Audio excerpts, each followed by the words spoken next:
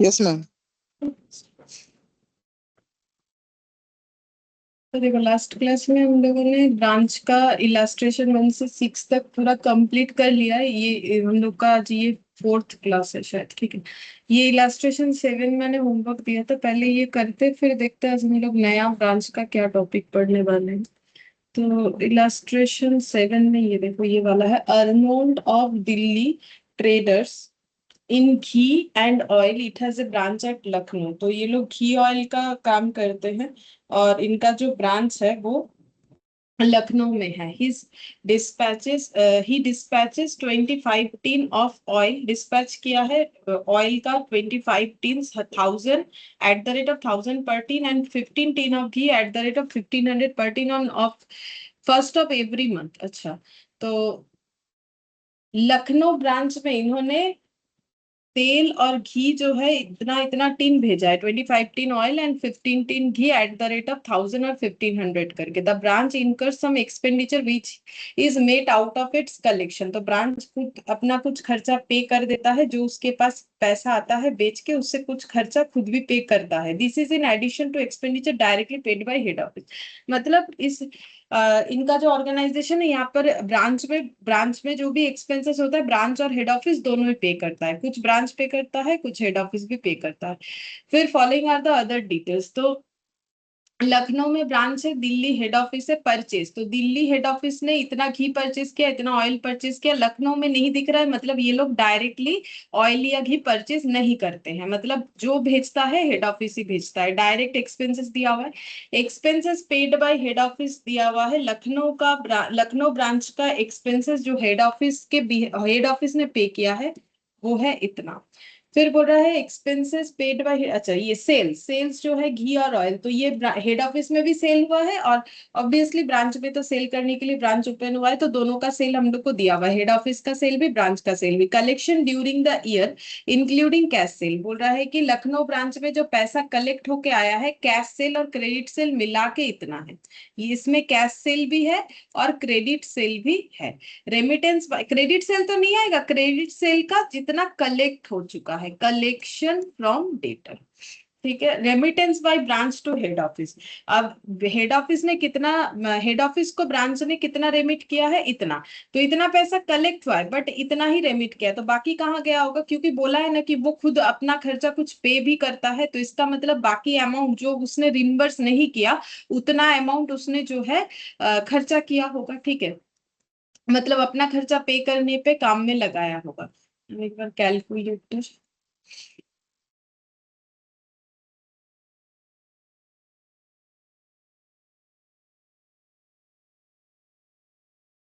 तो ये है 6,47,330 माइनस हो जाएगा 6,13,250। तो 34,080 रिम्बर्स नहीं किया है कलेक्ट होने के बाद भी, मतलब हो सकता है कि इतना अमाउंट जो है उसने खर्चा किया है। अब इसके अलावा कुछ और तो होगा नहीं, तो इसका मतलब खर्चा ही किया होगा, ठीक है।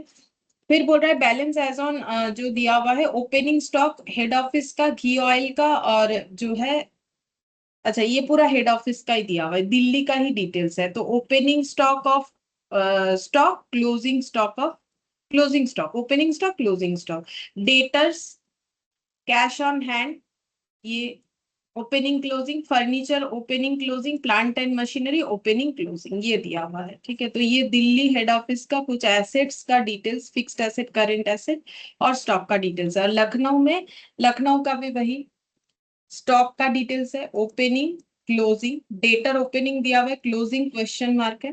फर्नीचर फिटिंग्स का ओपनिंग क्लोजिंग दिया हुआ है, प्लांट एंड मशीनरी यहाँ पर कुछ नहीं है। अच्छा ये फर्नीचर फिटिंग्स है, ये कैश ऑन हैंड है, ये डेटर है, ठीक है।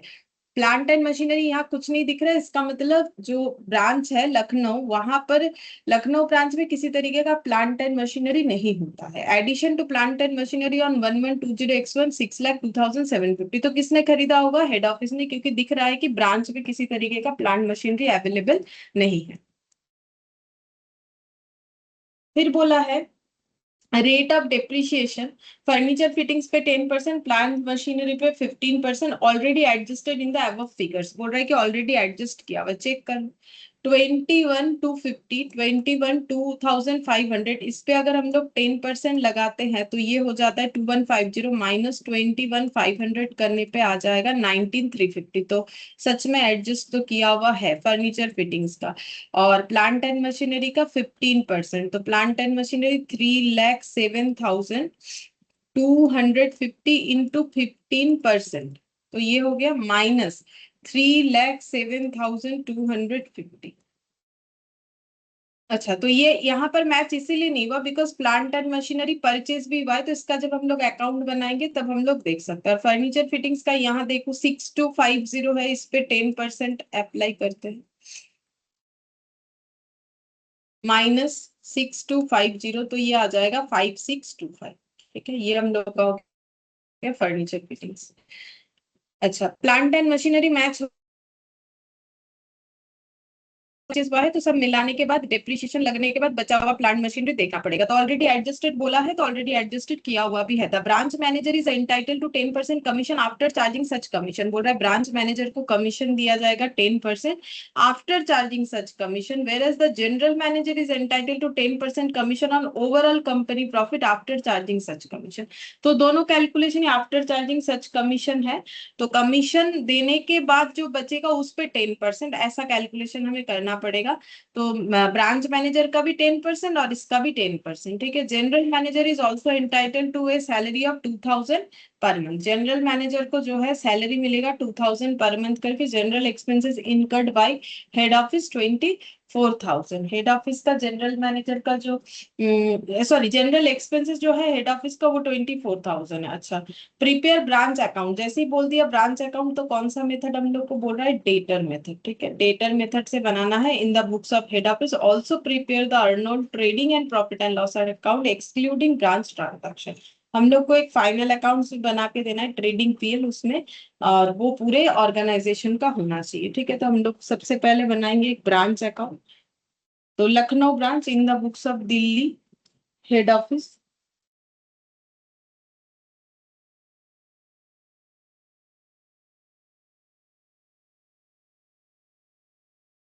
इन द बुक्स ऑफ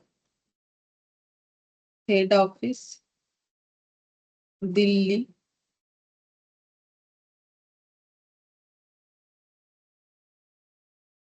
लखनऊ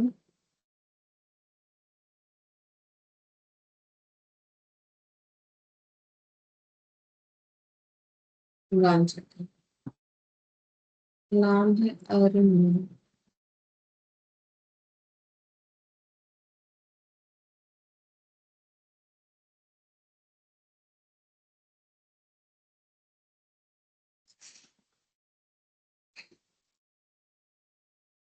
तो ब्रांच अकाउंट हम लोग कैसे रिप्रेजेंट करेंगे, ब्रांच अकाउंट में हम लोग को यहाँ पर जो है opening asset, opening liability, closing asset, closing liability, ये सब दिखाना पड़ेगा। ठीक है, अच्छा तो पहले देख लेते हैं, यहाँ पर आ जाते हैं, लखनऊ ब्रांच का सारा डिटेल्स दिख रहा है। तो ओपनिंग एसेट्स और लाइबिलिटीज देख लेते हैं। एसेट ही है, लाइबिलिटी तो कुछ है नहीं, तो सारे एसेट्स लिख लेते हैं। To opening stock, to balance BD पहले लिखेंगे, उसमें स्टॉक है।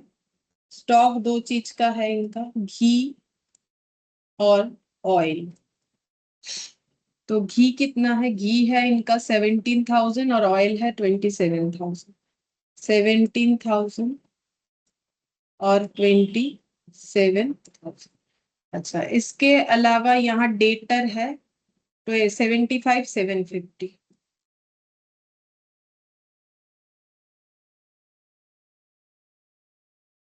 75,750, कैश ऑन हैंड 7,540।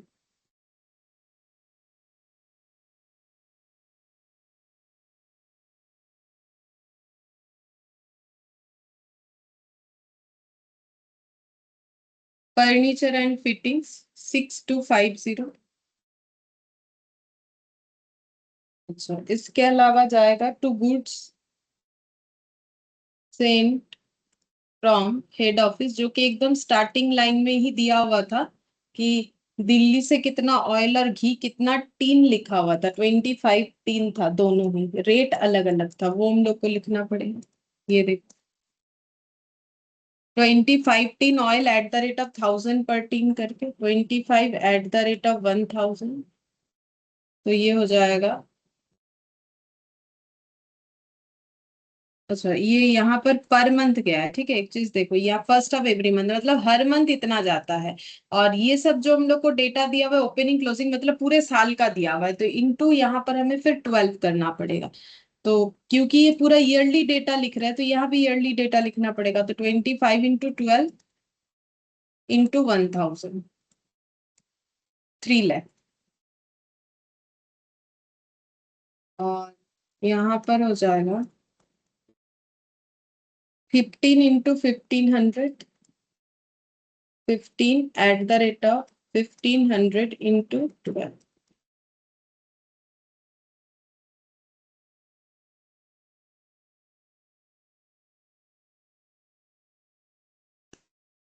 2,70,000। अच्छा, तो ये तो हम लोग डेटर मेथड कर रहे हैं, opening asset, opening liability, closing asset, closing liability, to receipt, to given by receive, ये लिखना होता है। तो इधर का जो डिटेल्स था लिख लिया। अब फिर से यहाँ पर देखते हैं, और हम लोग का लखनऊ ब्रांच का क्या दे रहा है, ये देखो, expenses paid by head office. तो हेड ऑफिस ने खर्चा पे किया है लखनऊ ब्रांच, तो लखनऊ ब्रांच उसका डेटर के तरह है, तो डेटर के भी हाथ में कुछ हम लोग खर्चा करेंगे तो डेटर से बाद में मांग लेंगे, तो डेटर को डेबिट करेंगे टू कैश। तो यहाँ पर भी हो जाएगा ब्रांच डेबिट टू कैश, या बैंक जो लिखना चाहे लिख सकते हैं, एक्सपेंसेस 14,250। अच्छा, फिर सेल्स हुआ है, तो सेल्स तो यहाँ लिखेंगे नहीं, जो रेमिटेंस है वो लिखेंगे। तो रेमिटेंस हमें क्लियरली बोल दिया है 6,13,250। बाकी डिटेल्स का हम लोग क्या करें, हमें नहीं चाहिए। कितना कैश सेल कितना क्रेडिट सेल हुआ है, एटलीस्ट इस ब्रांच अकाउंट में लिखने के लिए तो हमें नहीं चाहिए कि कितना सेल हुआ है घी का, कितना ऑयल का हुआ है, कितना कलेक्शन हुआ है। हमें तो ये पता करना है कि कितना रिसिव्ड हुआ है ब्रांच से हेड ऑफिस को। तो यहाँ पर बाय बैंक रेमिटेंस लिखेंगे, डिटेल्स दिया हुआ है, बस वो देख के हम लोग यहाँ पर लिख देंगे।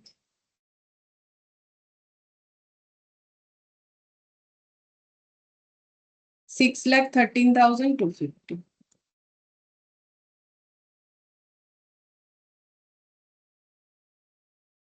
फिर यहाँ पर ये दिल्ली हेड ऑफिस का, ये लखनऊ वाले यहाँ पर आ जाते हैं, यहाँ जितना भी क्लोजिंग स्टॉक है वो लिखेंगे, क्लोजिंग एसेट्स है, ठीक है। तो यहाँ पर लिखेंगे by balance BD stock oil घी,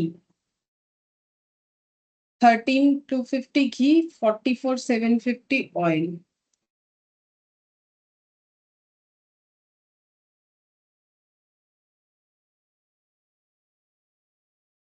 अच्छा, फिर उसके बाद डेटर निकालना पड़ेगा, नहीं है cash in hand furniture fittings, debtor missing है, निकालना पड़ेगा, तो इसका वर्किंग नोट बना लेंगे। कैश इन हैंड और furniture and fittings, plant and machinery वो मिसिंग नहीं है, उनका है ही नहीं, ये डैश दिया हुआ है, क्वेश्चन मार्क नहीं दिया। तो 5,625 और 12,350।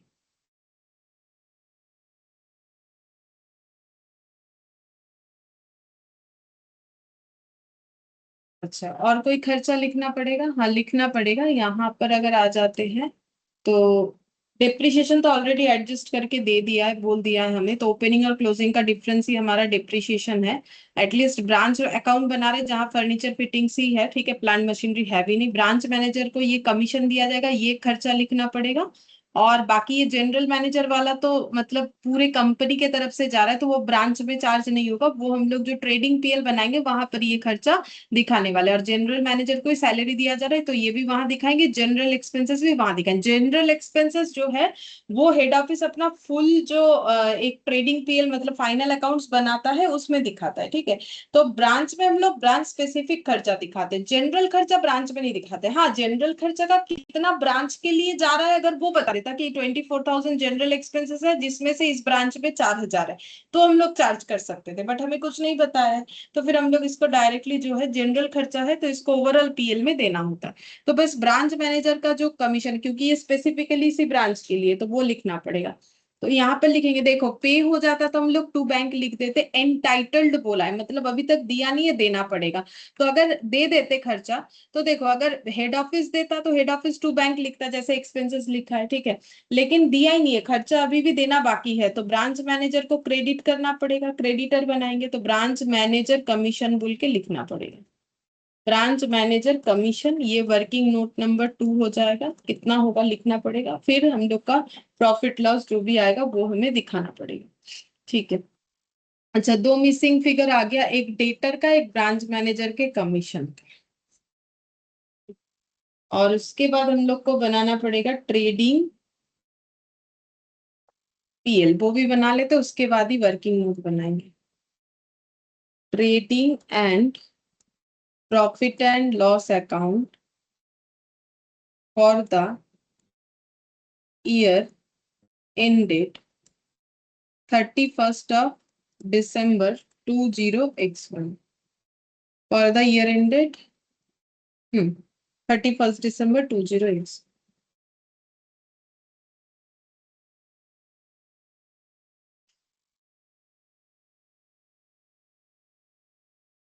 अब देखते हैं क्या क्या लिखना पड़ेगा। तो ओपनिंग स्टॉक सबसे पहले ट्रेडिंग में लिखा जाता है, ओपनिंग स्टॉक। अच्छा, ओपनिंग स्टॉक में घी और ऑयल 1,50,000 3,50,000।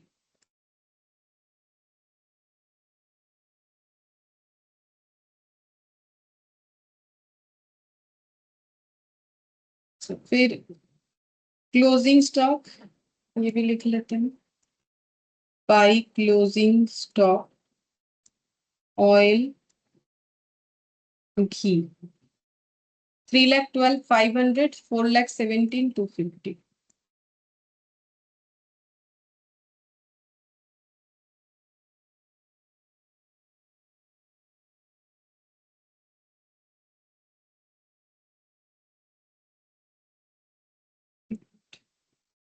घी का 3,12,500।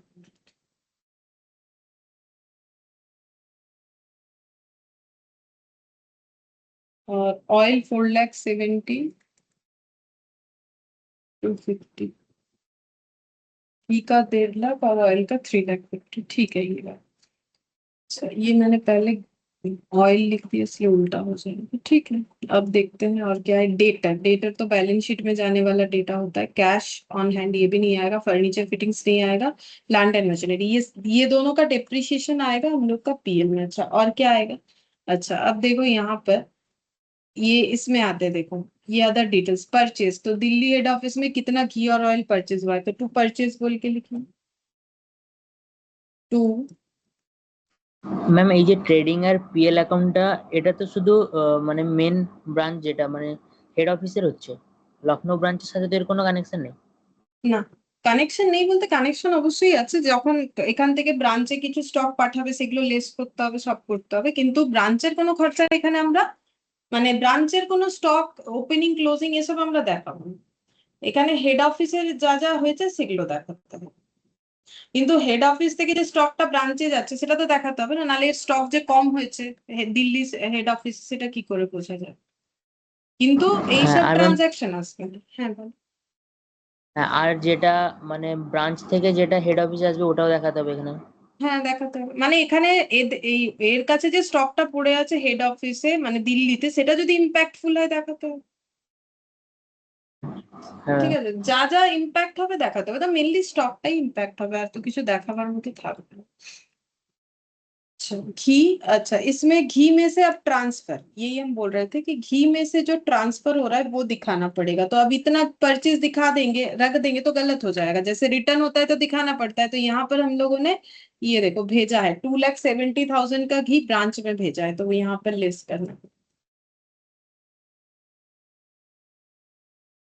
2,70,000, तो ये आ जाएगा 12,05,000। और ऑयल ये भी ट्रांसफर हुआ है, ट्रांसफर टू ब्रांच, तो ऑयल था कितना 29,32,000 खरीदा था, 29,32,000। अच्छा, ब्रांच को ट्रांसफर किया है 3 लाख।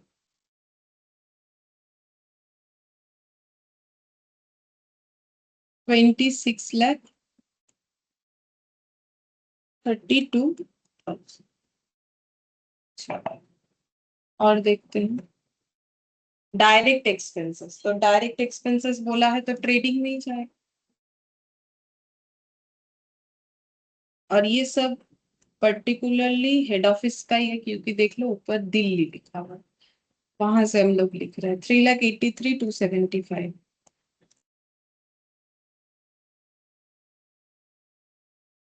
फिर इसके बाद सेल्स, तो ये सेल्स 1846,350, 2741,250। तो बाई सेल्स घी ऑयल 1846,350, 1846,350, 2741,250, 2741,250। दोनों को आउटर में लिखने से ही हो जाएगा।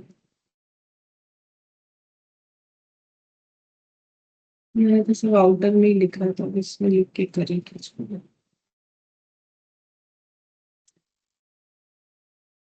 अच्छा, फिर और देखते हैं collection during the year. Lucknow branch से हुआ है, remittance by branch to head office. ये तो लखनऊ का हो गया, इसका छोड़ो, हम लोग तो हेड ऑफिस का ट्रेडिंग पीएल बना रहे। ठीक है, तो दिल्ली का सारा डिटेल्स हम लोगों ने लिख दिया है।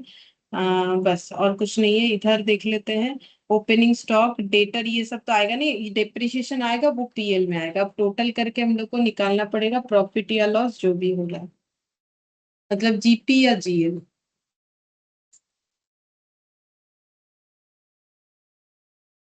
$1846,350 plus 2141,250 plus 417,250 plus 312,500, 47 नहीं, 5317,350।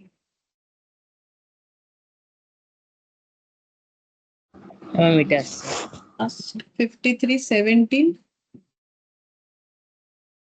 350 5 lakh 17,05,000 plus 26,32,000 383,275 minus 5317,350, 597,075, 597,075 to gross profit 5317,350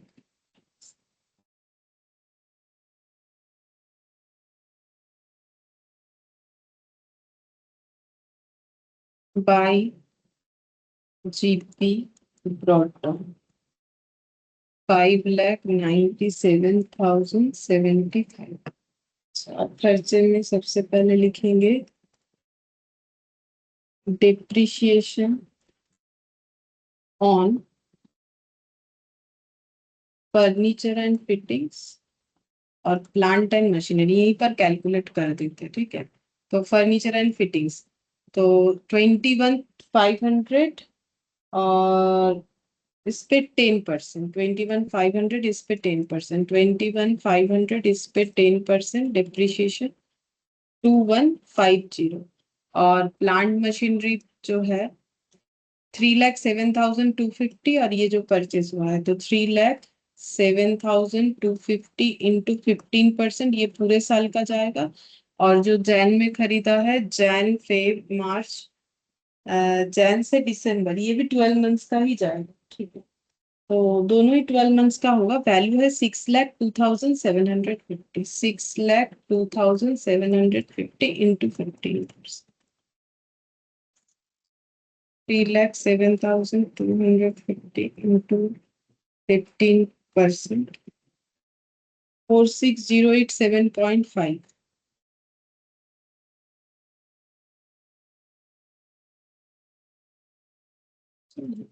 तो 46,087.5 602,750 into 15%, 90,412.5। अच्छा, डेप्रिसिएशन लिखना पड़ेगा, लिख दिया। और क्या होगा यहाँ पर, ये कमीशन जाएगा जनरल मैनेजर को और सैलरी।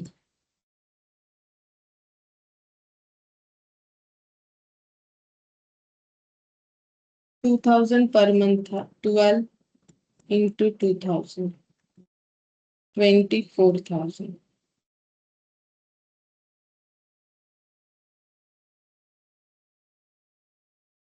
टू जनरल एक्सपेंस था 24,000।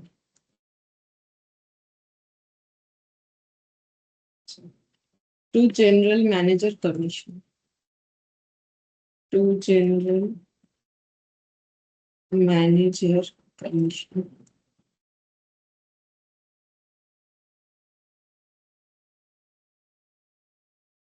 अब हम लोग ये बस इतना ही होगा, बाकी क्लोज करने के लिए अभी हमें सबसे पहले यहाँ पर वर्किंग नोट में ये मेमो डेटर बना लेते हैं पहले।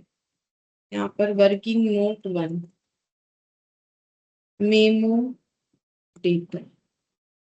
जब तक डेटर का क्लोजिंग नहीं मिलेगा तब तक हम लोग क्लोज नहीं कर पाएंगे ब्रांच अकाउंट को। तो to balance BD, Lucknow branch में जाते हैं। Debtor opening 75,750, 75,750। डेटर रिलेटेड और क्या डेटा है जो कि पुट करके से बना सकते हैं। यहाँ तो कुछ नहीं दिख रहा है।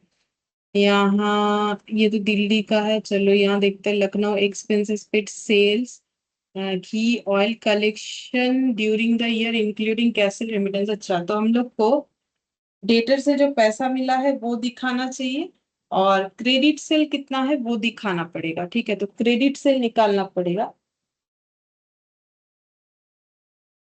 तो हम लोग का ये जो सेल्स है, यहाँ पर हम लोग को ये पता नहीं है कि कितना कैश है कितना क्रेडिट। टोटल सेल्स दे रखा है 3,42,750, 3,15,730, बट कैश सेल है ये कंफर्म है। क्यों? क्योंकि कैश सेल बोल के यहाँ लिखा है कि कलेक्शन ड्यूरिंग द ईयर में कैश सेल का कलेक्शन भी है। तो कैश सेल का तो कलेक्शन नहीं होता, इंस्टेंट पैसा मिल जाता है।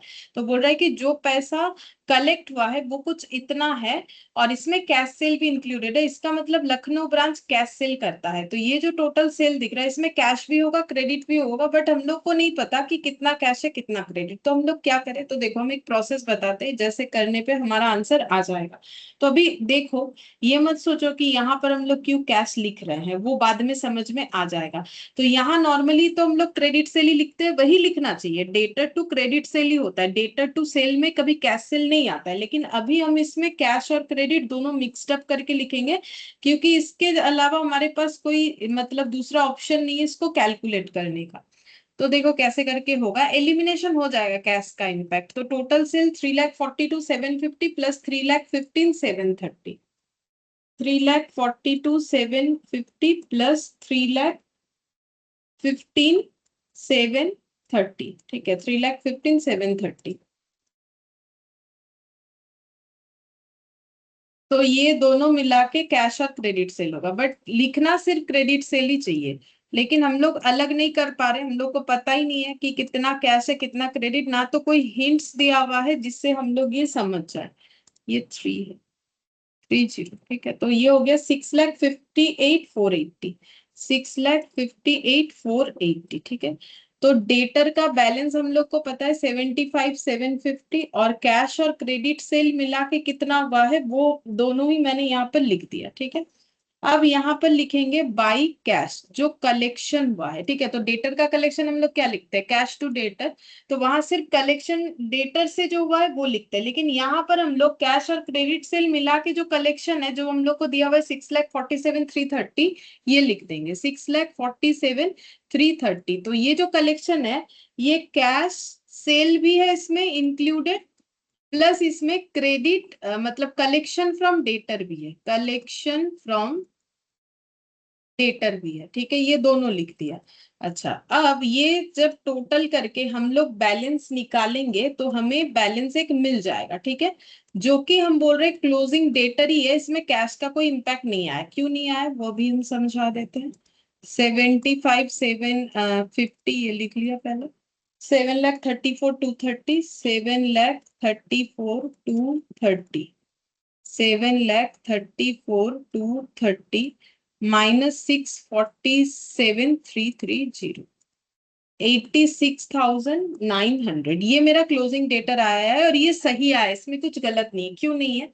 देखो, जब हम सेल में कैश और क्रेडिट दोनों लिख रहे हैं और कलेक्शन में भी कैश और क्रेडिट लिख रहे हैं, तो दोनों साइड से कैश का कलेक्शन कट नहीं हो जा रहा है, मतलब कैश सेल का अमाउंट दोनों साइड मतलब आउट नहीं हो जा रहा है, क्योंकि यहाँ पर जितना भी कैश सेल है इस टोटल में हम लोग को नहीं पता कितना है, यहाँ पर जितना भी हम लोग का, ये तो ऑयल और घी का लिखा हुआ है सेल, ठीक है, ये कोई कैश और क्रेडिट नहीं लिखा हुआ है, लेकिन इस टोटल सेल में कुछ अमाउंट कैश सेल है, कुछ बाकी क्रेडिट सेल है, वो हम लोग को नहीं पता। जितना कैश सेल है उतना ही तो कैश सेल का कलेक्शन लिखेंगे, तो अगर ऑपोजिट साइड में दोनों चीज लिखेंगे तो दोनों का इम्पैक्ट न्यूट्रल हो गया, और हमारे यहाँ पर क्रेडिट सेल का ही जो है डेटर का बैलेंस आ रहा है, वो क्रेडिट सेल रिलेटेड ही आ रहा है, इसमें कोई कुछ गलत नहीं होगा, ठीक है, ऐसा अगर हम लोग करते हैं तो ये पॉइंट यहाँ पर समझने वाला है। तो क्या ये समझ में आ गया?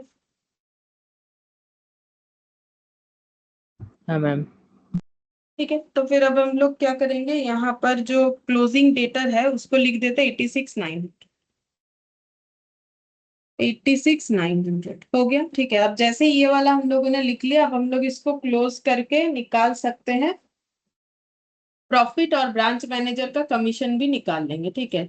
तो ब्रांच मैनेजर का कमीशन के लिए भी एक वर्किंग नोट 2 बना लेंगे। ब्रांच मैनेजर का कमीशन कैसे देने के लिए बोला है, देख लो, ब्रांच मैनेजर को कमीशन देने के लिए बोला है 10% commission after charging such commission, after charging such commission मतलब प्रॉफिट से वो कमीशन देने के बाद, मतलब यहाँ पर ऐसे हो जाएगा कि let commission be x branch manager का। तो कैसे कमीशन दिया जाएगा, बोल रहा है कि जो भी प्रॉफिट होगा, नेट प्रॉफिट, उससे माइनस एक्स करोगे, ठीक है, कमीशन लेस करने के बाद 10% करने से जो वैल्यू आएगा वो हम लोग का कमीशन होगा। तो हम लोग को सबसे पहले नेट प्रॉफिट निकालना पड़ेगा बिफोर चार्जिंग कमीशन, ठीक है। तो नेट प्रॉफिट कैसे निकलेगा, ये सब टोटल करने से निकल जाएगा,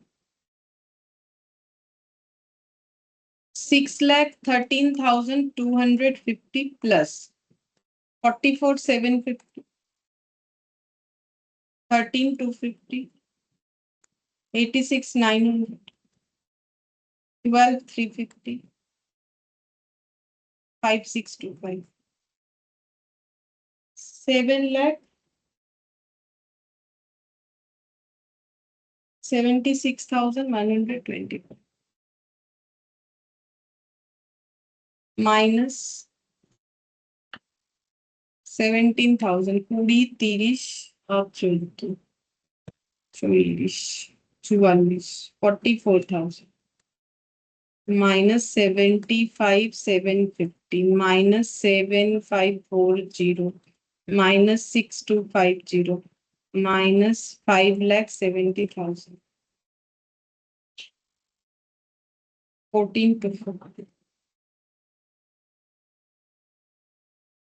58,335 आया है, 58,335 net profit before commission, commission देने के पहले का जो नेट प्रॉफिट है वो आ रहा है 58,335।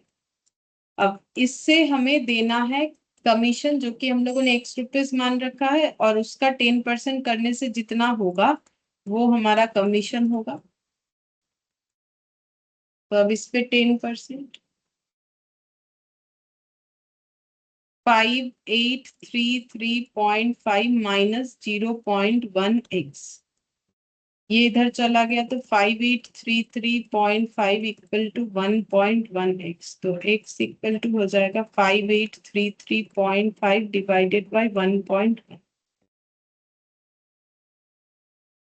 5303। या फिर जो सिंपल तरीका है वो भी कर सकते हो, एक्स वेक्स नहीं मान के, वो हम यहीं पर दिखा देते, वो तो हम लोग का बिना वर्किंग नोट बने भी हो जाएगा। देखो ये यहाँ पर बना लिया, अदरवाइज नेट प्रॉफिट पहले निकाल लिया जो कि हम लोग का आ रहा है 58335। तो हम लोग ऐसे कर सकते हैं 58335 इंटू हो जाएगा 10/110, तो भी वही अमाउंट आ जाएगा जो अभी हम लोग का आ रहा है 5303। ये देखो 58335, और एग्जाम में ये शॉर्टकट वाला ही करना बेटर होगा। 10/110, 5303, ठीक है। तो हम लोग का अभी कितना आया था 58335 नेट प्रॉफिट, सिर्फ ये 5303 का खर्चा चार्ज किए बिना। तो 5303 का खर्चा चार्ज कर दिया तो आ जाएगा 53,032, 7,76,125 to net profit transfer to general PL, ठीक है। तो जितना भी ब्रांच होगा किसी हेड ऑफिस का, वो अपना सारा प्रॉफिट लॉस जो है वो अपना जो मेन फाइनल अकाउंट्स बनाएगा वहां पर दिखाएगा, ठीक है। तो ये तो जीपी जो है ये हेड ऑफिस जहां सेल करता है, मतलब हेड ऑफिस थोड़ी ना बैठा रहता है, वो भी काम करता है। तो वहां प्रॉफिट इतना जनरेट हुआ है, और उसके ब्रांच से जो प्रॉफिट जनरेट हुआ है वो है 5303, तो वो भी हम लोग यहाँ पर ब्रॉट डाउन करेंगे। ऐसा जितना ब्रांच होगा सारी ब्रांच का प्रॉफिट यहाँ पर वो ब्रॉट डाउन कर लेगा हेड ऑफिस। तब तो पता चलेगा कि पूरे ऑर्गेनाइजेशन का, सारे ब्रांच को मिला के पूरे ऑर्गेनाइजेशन का कितना प्रॉफिट जो है हो रहा है, ठीक है। प्रॉफिट है कि लॉस है अल्टीमेटली। तो ये अब इसमें ऐड करेंगे 5,97,075, 6,50,107, 6,50,107, ये आ गया। अच्छा, जनरल मैनेजर का कमीशन यहाँ पर कैलकुलेट करेंगे, तो इसमें भी वही है, commission before charging such commission.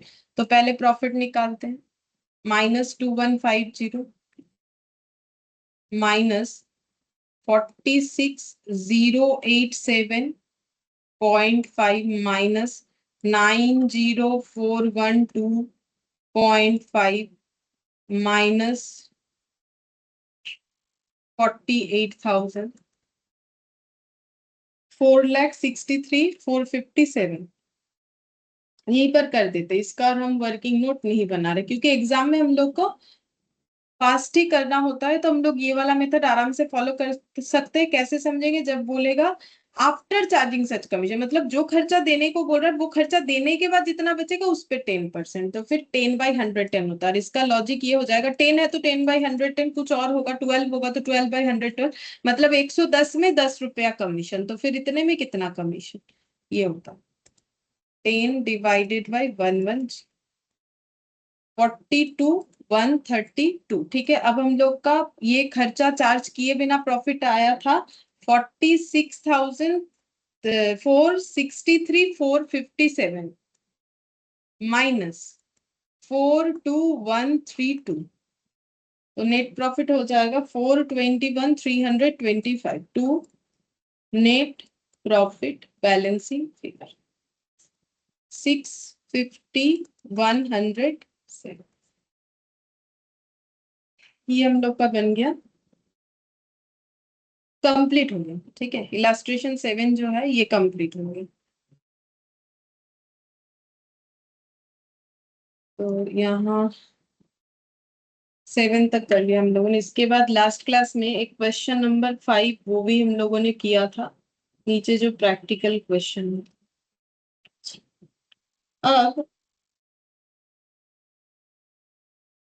अब हम लोग एक नया मेथड सीखते हैं। मेथड का नाम है होलसेल प्राइस मेथड, ठीक है। होलसेल प्राइस मेथड में क्या होता है,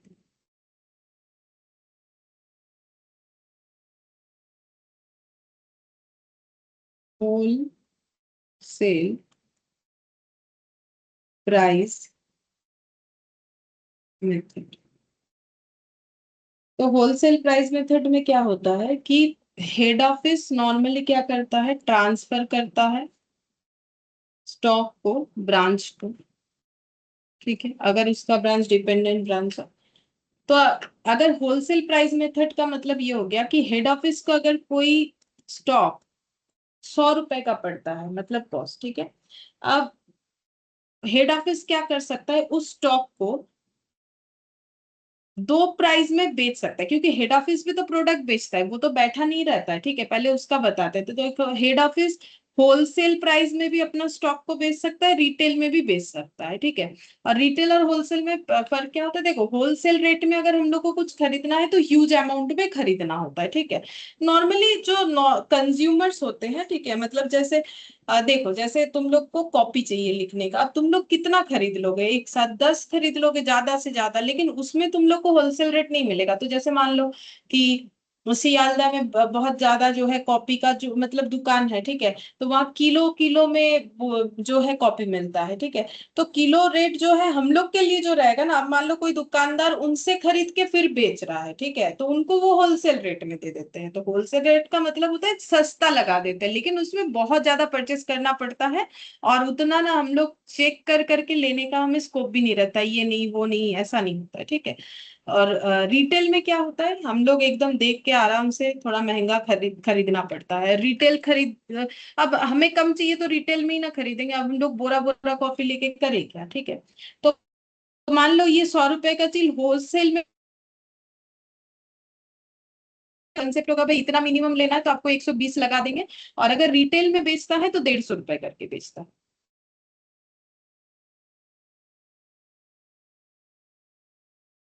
और देखो जब ब्रांच को भेज रहा है, अब देखो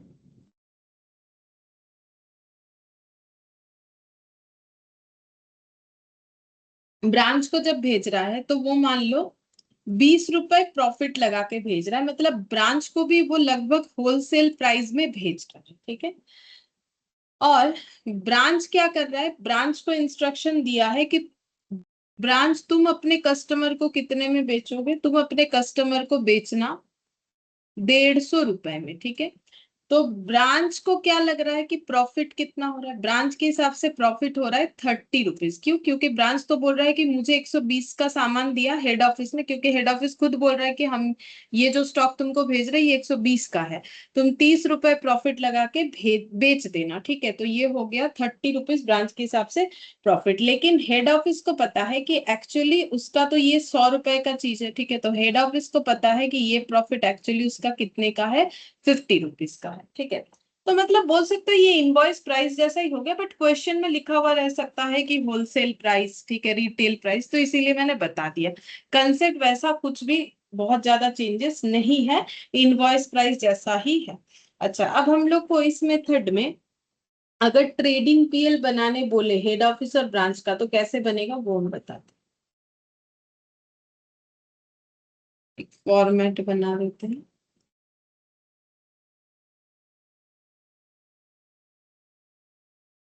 हेड ऑफिस का कॉलम, ब्रांच का कॉलम एक साथ ही बना देंगे, हेड ऑफिस और ब्रांच। तो सबसे पहले टू ओपनिंग स्टॉक, तो ओपनिंग स्टॉक तो दोनों का हो सकता है। टू परचेज, तो हेड ऑफिस परचेज करेगा, ब्रांच को भेजेगा, तभी तो होलसेल प्राइस ये सब आएगा ना, कि ब्रांच को हेड ऑफिस जो है अपना प्रॉफिट वॉफिट लगा के भेज रहा है, ठीक है। फिर to goods receipt, to goods receipt मतलब ऐसा हो सकता है ना कि ब्रांच ने रिटर्न किया कुछ स्टॉक, तो वो लिख दिया मैंने टू गुड्स रिसिप्ट। सिर्फ रिसिप्ट फ्रॉम ऐसे लिख देते, टू गुड्स रिसिप्ट। अच्छा एक काम करते, टू गुड्स रिसिप्ट बोला है ना, to goods receipt from head office, हाँ। तो ये रिटर्न नहीं, मतलब हेड ऑफिस ने ब्रांच को भेजा, तो ब्रांच ने जब कलेक्ट किया तो to goods receipt from head office, ठीक है। अच्छा फिर इसके बाद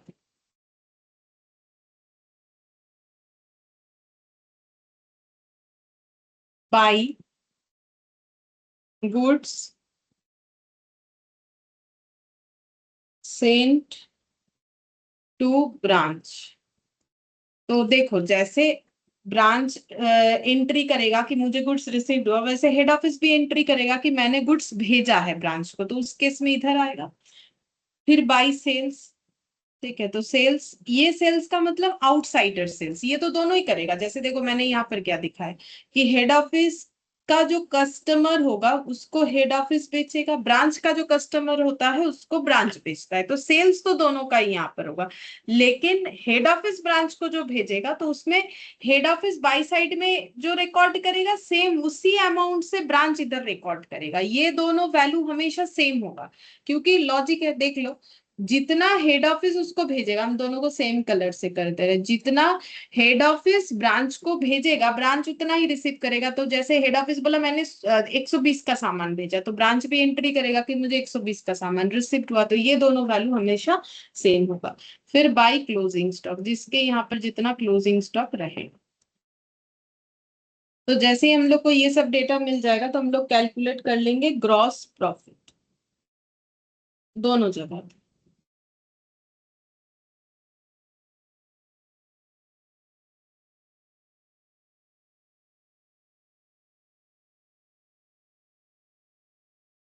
फिर यहाँ पर बाई जीपी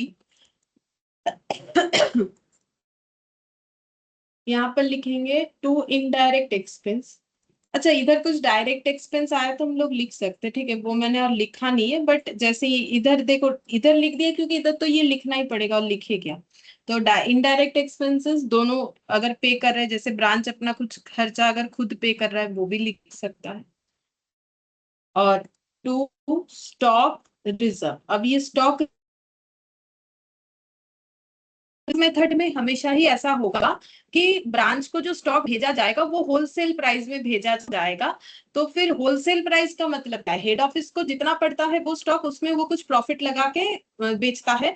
जब कोई ज्यादा अमाउंट में लेता है तो उसे सस्ते में दे देता है, रिटेल का दाम और ज्यादा होता है, ठीक है। तो फिर 120, तो फिर ये देखो इसमें प्रॉफिट, ये स्टॉक रिजर्व कितना है 20, ठीक है। जब हेड ऑफिस, ये क्या है, यही तो मेरा स्टॉक, ये अनरियलाइज्ड प्रॉफिट बोलेंगे, ठीक है, इसको हम लोग क्या बोलेंगे, अनरियलाइज्ड प्रॉफिट, क्योंकि ये कोई बेच के प्रॉफिट नहीं मिला है। मतलब हम ये कहना चाह रहे हैं कि हेड ऑफिस ने जो स्टॉक भेजा है 20 रुपीज प्रॉफिट लगा के, हेड ऑफिस इसको प्रॉफिट बोल के बुक नहीं कर सकता है, ठीक है। अगर ब्रांच ये स्टॉक नहीं बेच पाया तो ये प्रॉफिट कहाँ से आएगा, प्रॉफिट रियलाइज्ड ही नहीं कर सकते, तो इसको बोलते हैं अनरियलाइज्ड प्रॉफिट। अगर ये जो 100 रुपए का स्टॉक जिसको हेड ऑफिस ने 120 बना के ब्रांच को दिया, ब्रांच अगर उसे 150 में बेच दे तो प्रॉफिट रियलाइज्ड होता है। अगर वो नहीं बेच पाया तो वो अनरियलाइज्ड हो गया, नहीं बेच पाया तो ब्रांच उसे क्लोजिंग स्टॉक दिखाएगा, लेकिन उसमें प्रॉफिट इंक्लूडेड है। और हमें पता है एस टू बोल रखा है हमें, हम लोग कभी भी अपने स्टॉक को कॉस्ट और NRV which ever is lower में दिखाते हैं। तो जब मेरा कॉस्ट 100 है तो हम 120 तो दिखा नहीं सकते, तो मुझे मेरे स्टॉक से प्रॉफिट को जो है एलिमिनेट करना पड़ेगा, रिजर्व को, एक्चुअली इसको बोलते हैं अनरियलाइज्ड प्रॉफिट, या रिजर्व या लोडिंग को एलिमिनेट करना पड़ेगा, ठीक है। तो इसीलिए तो उसका यहाँ पर इस मेथड में हम लोग यहाँ पर एलिमिनेट करने वाले हैं, ठीक है। अब कितना स्टॉक रिजर्व लगा हुआ है वो किसको पता है, हेड ऑफिस। तो इस एंट्री का डेटा यहाँ पुट होगा, यहाँ कुछ भी नहीं पुट होगा, क्योंकि थोड़ी ना ब्रांच को पता होता है कि कितना प्रॉफिट लगा हुआ। फिर हम लोग का निकल के आ जाएगा नेट प्रॉफिट।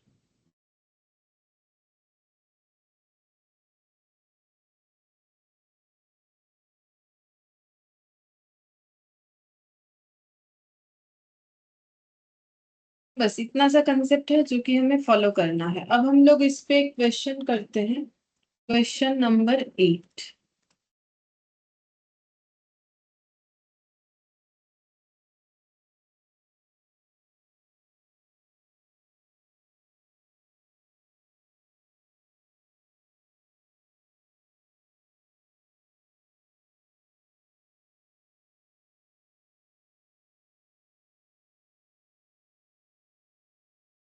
ये वाला क्वेश्चन, ये वाला क्वेश्चन हम लोग करेंगे। तो यहाँ पर बोल रहा है देखो कि beta having head office at Mumbai has a branch at Nagpur, the head office does wholesale trade only at cost plus 80%। तो यहाँ पर हेड ऑफिस सिर्फ होलसेल में ही बेचता है, मतलब बहुत से लोग होते हैं ना कि भाई हम तो होलसेल रेट में ही बेचते हैं, आपको अगर लेना है तो इतना सारा लेना पड़ेगा, होलसेल रेट लगाएंगे, हम लोग रिटेल बेचते नहीं है। ठीक है, मतलब वो एक दो चीज नहीं बेचेगा, ठीक है, वो ह्यूज क्वांटिटी में बेचेगा, सस्ते में बेचेगा। तो हेड ऑफिस जो है सिर्फ और सिर्फ होलसेल बिजनेस ही करता है।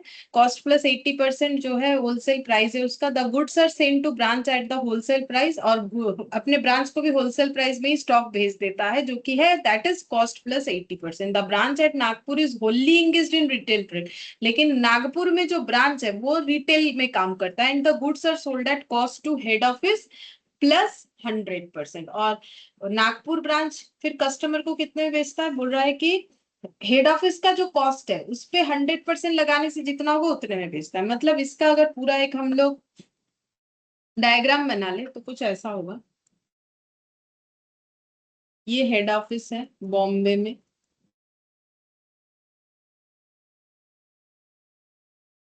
और ये ब्रांच है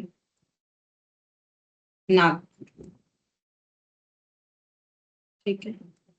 इनको अगर कोई स्टॉक जो भी ये लोग बेचते खरीदते हैं 100 रुपए का पड़ता है, तो इनका होलसेल प्राइस है 100 प्लस 100 पे 80%, 180। ऐसा क्वेश्चन ही बोल रखा है, ठीक है। इनका होलसेल प्राइस है 180, और इसी होलसेल प्राइस में ये अपने ब्रांच को भी स्टॉक ट्रांसफर करते हैं। तो ये जब ब्रांच को कुछ भेजते हैं तो वो भी होता है होलसेल प्राइस में, जो कि है 180। और ये कैसे बना है, 100 प्लस 80 करके, ठीक है। अच्छा, अब ब्रांच कैसे बिजनेस करता है, ब्रांच रिटेल प्राइस पे बेचता है, और ब्रांच का रिटेल प्राइस कितना है, वो क्वेश्चन बोल रखा है कि हेड ऑफिस, देखो बोल रहा है कि at cost to head office plus 100%। तो कॉस्ट टू हेड ऑफिस कितना है, इसका सेलिंग प्राइस कुछ ऐसा बोल रखा है, cost to head office plus 100%। बोलो कॉस्ट टू हेड ऑफिस कितना।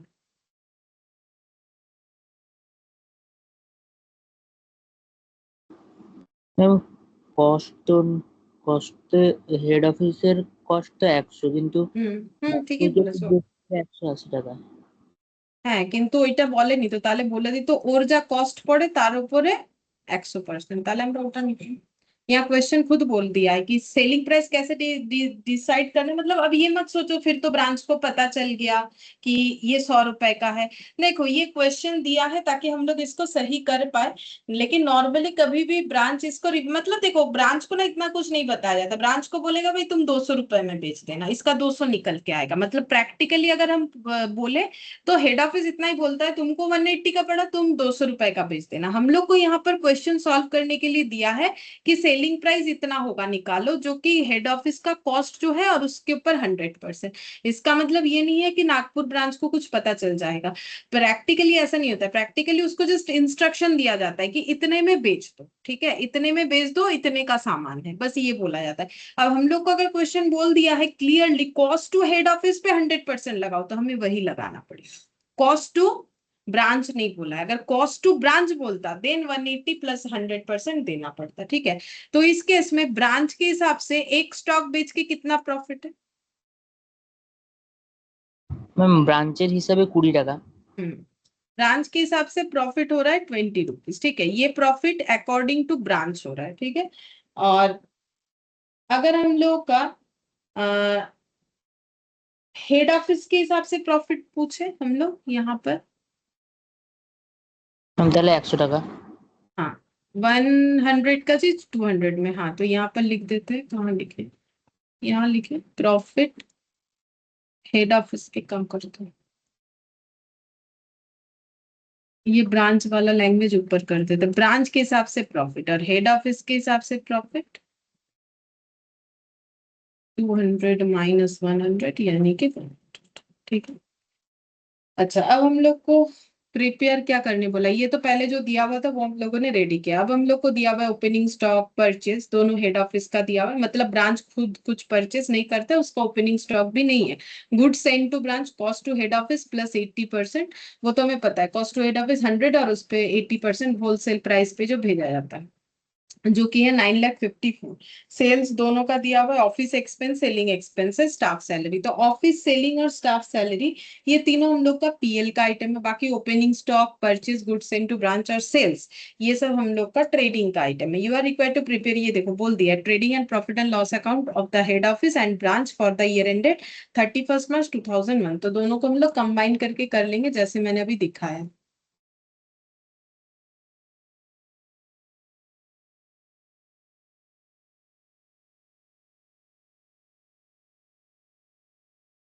Trading and profit and loss account for the year ended 31st of March 2001।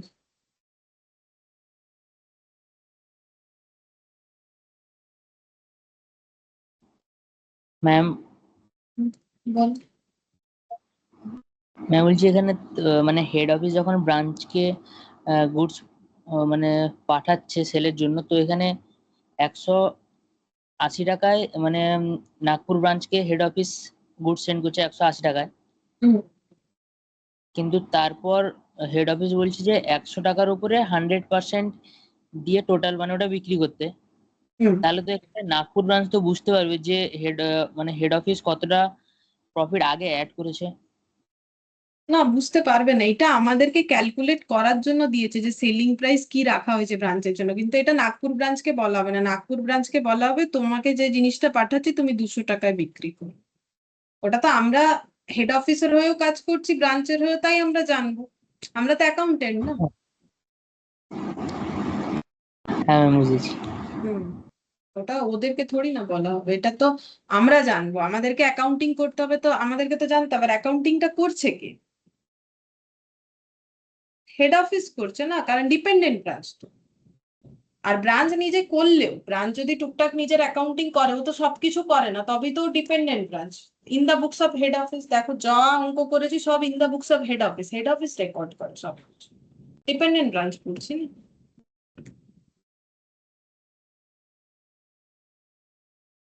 ये देखो, in the books of head office, ठीक है। तो सारा चीज हेड ऑफिस के बुक्स में होता है। अभी तक हम लोग जितना भी क्वेश्चन किए हैं, तो देखोगे इन the books of head office है सारा का सारा आंसर। कोई भी answer in the books of branch नहीं है। तो हेड ऑफिस को तो सब पता होगा ही, इसको तो पता होना ही चाहिए ना। तो हम लोग हेड ऑफिस के भी आप में एंट्री कर रहे हैं ना, तो हम लोग को पता होगा। नहीं पता होगा तो रिकॉर्ड नहीं कर सकते। 2,25,000 ओपनिंग्स टू परचेज, 25,50,000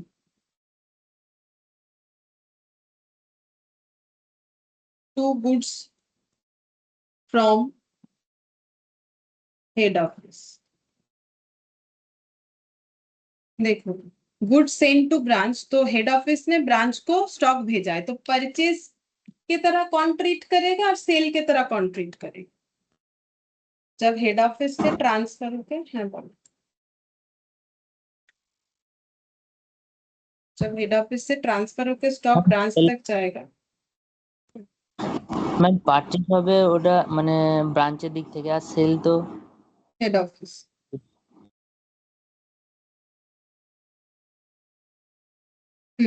सही था। तो फिर टू साइड में हमें किसके कॉलम में लिखना पड़ेगा। ब्रांच। हाँ, क्योंकि टू तो ब्रांच परचेज के तरह ब्रांच ट्रीट करेगा, तो टू साइड में ये डेटा ब्रांच के तरफ जाएगा, और बाई साइड में सेम डेटा किसके तरफ जाएगा। Head office. और लैंग्वेज ये हो जाएगा to goods from, by goods to.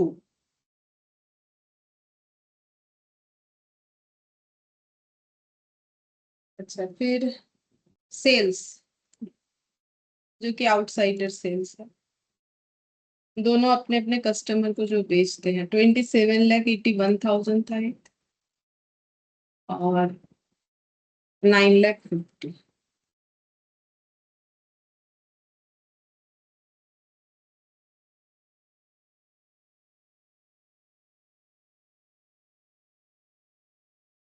Sales हो गया, ऑफिस एक्सपेंसेस, ठीक है। ये सब नहीं, अब हम लोग को चाहिए क्लोजिंग स्टॉक, तब तो जाके हम लोग जीपी निकालेंगे।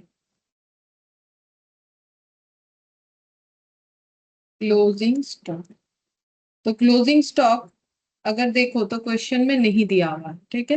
तो क्लोजिंग स्टॉक कैसे निकालेंगे, इसका मतलब ये बैलेंस करके आएगा या किसी तरीके के कैलकुलेशन से आ जाएगा। लेकिन देखो हम लोग के पास जो डेटा है उससे हम लोग जीपी जरूर निकाल सकते हैं। तो अगर जीपी निकाल लेंगे तो फिर हम लोग का ये आ जाएगा। जीपी कैसे निकाल सकते, क्योंकि हमें प्रॉफिट का रेट तो पता है ना कि कितना करके प्रॉफिट है।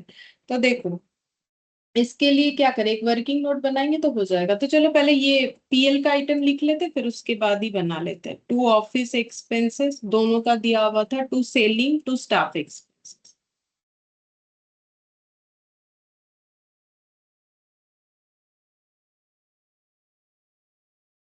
स्टाफ सैलरी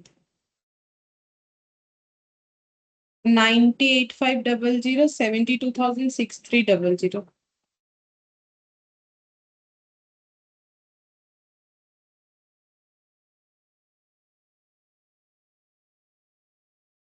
ये 65,000 और 12,000। तो देख रहे हो ब्रांच में खर्चा कम, हेड ऑफिस में ज्यादा, वही नॉर्मली होगा ना क्योंकि डिपेंडेंट ब्रांच है।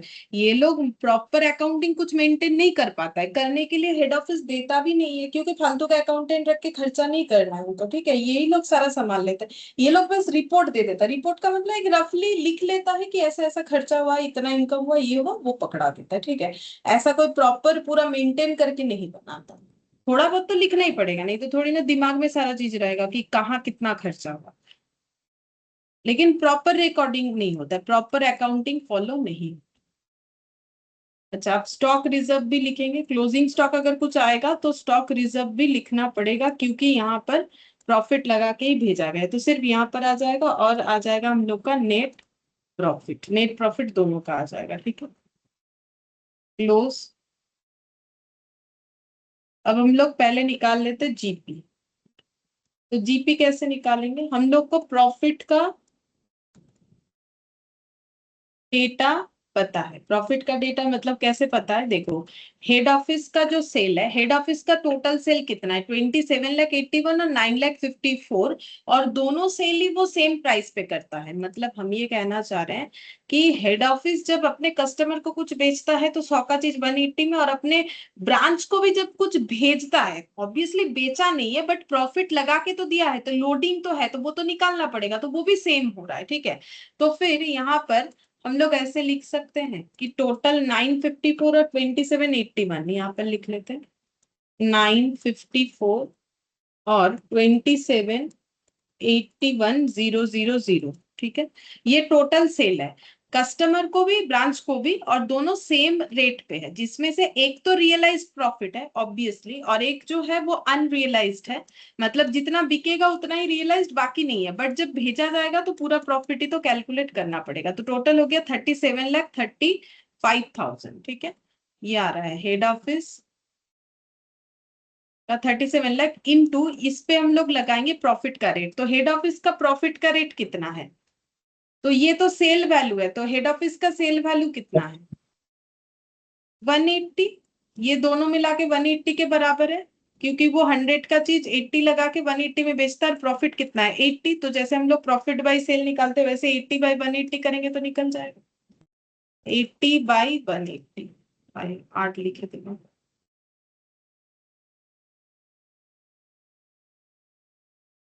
ये हो जाएगा 16,60,000, ठीक है। और ब्रांच का देखो, तो ब्रांच तो बस कस्टमर को ही बेचता है, तो ब्रांच ने कितना बेचा है 9,50,000। और ब्रांच का प्रॉफिट का जो रेशियो है वो कैसा है, तो ब्रांच के पास जो भी सामान आता है कितने का 180 का, वो कितने में बेचता है 200 में। तो नहीं सॉरी, वो 200 में बेचता है, 180 में थोड़ी बेचता है। मुझे निकालना है profit on sale, profit on cost तो नहीं निकालना है, ये मेरा सेल वैल्यू। तो ब्रांच के लिए सेल वैल्यू कितना है 200, आउट ऑफ 200 प्रॉफिट कितना है 20, तो आउट ऑफ 9,50,000 कितना प्रॉफिट हो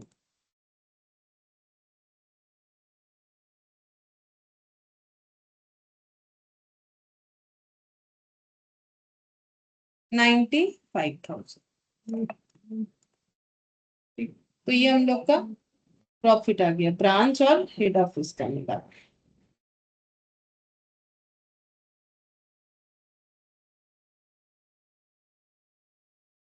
16,60,000 और 95,000। ठीक है, तो एक बार हम लोगों ने ये सेल का प्रॉफिट भी इंक्लूड कर लिया, ये सेल का प्रॉफिट भी इंक्लूड कर लिया। तो ये मत सोचो कि गलत प्रॉफिट इंक्लूड हो गया, क्योंकि जरूरी तो नहीं है कि इसमें से ब्रांच ने सारा ही बेच दिया होगा। अगर नहीं बेचा है तो उसका क्या होगा, तो उसका रिजर्व लिख के एलिमिनेट कर देंगे ना। जो प्रॉफिट इंक्लूड होगा, जब रिजर्व लिखेंगे तो वो खुद ब खुद एलिमिनेट हो जाएगा। दिखाते हैं कैसे। तो देखो यहाँ पर एक चीज समझो कि हम लोगों ने इसका प्रॉफिट रिकॉर्ड किया, वो तो ठीक है, कोई प्रॉब्लम नहीं, क्योंकि ये तो कस्टमर को बेचा, ये प्रॉफिट तो रियलाइज्ड हुआ ही हुआ है। लेकिन ये जो ब्रांच को बेचा, इसमें सारा प्रॉफिट रियलाइज्ड हुआ, इसका क्या गारंटी है? क्योंकि ब्रांच ने अगर सारा प्रोडक्ट नहीं बेचा है, कुछ क्लोजिंग स्टॉक में रह गया, तो प्रॉफिट तो सारा रियलाइज नहीं है। बट जीपी जैसे ही लिखा, उसको भी इंक्लूड करके तो हम लोगों ने उस प्रॉफिट को भी रिकॉर्ड कर लिया, तो उसको एलिमिनेट भी करना पड़ेगा जितना अनरियलाइज्ड है। ठीक है, तो देखते हैं कितना। पहले ये टोटल करते, 22,5,000 प्लस 25,50 प्लस 16,60,000, 44,35,000, 954,000, 95, 10,49,000। अब ये देखते हैं, माइनस 9,50,000। तो देखो ब्रांच का क्लोजिंग स्टॉक रह गया 99,000। इसका मतलब ये जो प्रॉफिट है ये एक्स्ट्रा हो गया, तो इससे हमें एलिमिनेट करना चाहिए। ठीक है, तो वो कर लेंगे। और इधर 954,000 प्लस 2781,000, तो 3, ये जितना भी आ रहा है, माइनस 44,35, 7 लाख। ठीक है, तो 7 लाख का क्लोजिंग स्टॉक हेड ऑफिस का है, तो टोटल हो जाएगा 44,35। ठीक है, और 10,49। अच्छा, अब जीपी ब्रॉट डाउन करेंगे, 16,60,000 और 95,000। तो 95,000 का जीपी सही है, इसमें कोई प्रॉब्लम नहीं है। लेकिन जो 16,60,000 है, इसमें वो जीपी भी इंक्लूडेड है जिसका प्रॉफिट अनरियलाइज्ड है। ठीक है, तो उसको कैसे एलिमिनेट करेंगे? कितना अनरियलाइज्ड है? उतना ही अनरियलाइज्ड है जितना क्लोजिंग स्टॉक में पड़ा हुआ है। तो ब्रांच का जो 99,000 का क्लोजिंग स्टॉक है, उसमें लोडिंग लगा हुआ है, उसको एलिमिनेट अगर कर देते हैं तो उसको लिखने से इधर से प्रॉफिट ऑटोमेटिकली एलिमिनेट हो जाएगा। तो यहाँ स्टॉक रिजर्व निकालते हैं। 99,000 में रिजर्व कितना इंक्लूडेड है? 99,000 का जो स्टॉक है वो 180 के इक्विवेलेंट है, जिसमें 80 का लोडिंग लगा हुआ है। तो 99 में कितने का लोडिंग लगा हुआ है? तो 99,000 इंटू 80 डिवाइडेड बाई 180, तो 44,000। ठीक है, तो 44,000 का प्रॉफिट अनरियलाइज्ड है। ठीक है, तो ये यहाँ पर इंक्लूडेड है, टोटल में भी इंक्लूडेड है, तो उतना हमें हटा देना चाहिए। ठीक है, तो उतना हम लोग हटा देंगे। तो कैसे हटेगा? इधर लिखने से ऑटोमेटिकली कैंसिल हो जा रहा है। तो बैलेंस करके देखते हैं कितना नेट प्रॉफिट आ रहा है। तो 16,60,000 और ये 95,000, तो 8,500 plus 6,300 plus 12,000 minus 95,000, 68,200, 90,000 plus 72,000 plus 65,000 plus 44,000 minus 1660, 13,89,000, 16,60,000, 95।